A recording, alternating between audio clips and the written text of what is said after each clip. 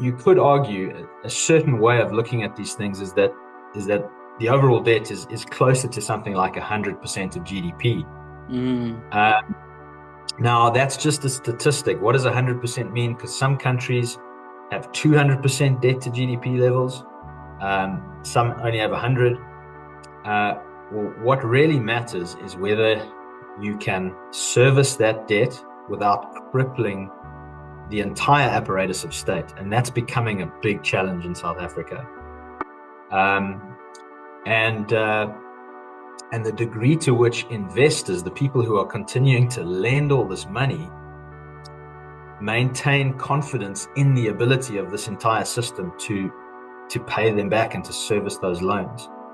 And Yeah. those factors are not hard and fast mathematical factors. They are much more related to, yes, finance, and yes, maths, and yes, the numbers, but also to sentiment, to confidence, to fear. All these kinds of things are wrapped up in this. And so right now, people are continuing to lend to the South African government, but there can come a point where investors start losing confidence, where investors start to believe that actually that they cannot lend any more money to a wasteful government.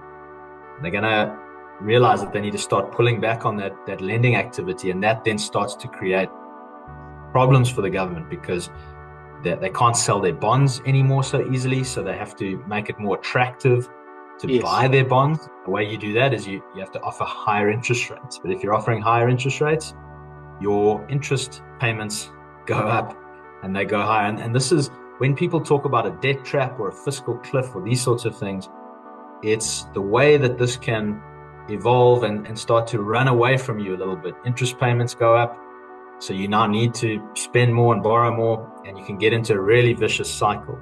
Now, I don't think this is necessarily immediately around the corner for South Africa, but it could honestly go in a very bad direction very, very quickly. It could also take a number of years, but what is certain, Pumlani, is that the trajectory is certainly unsustainable and very worrying.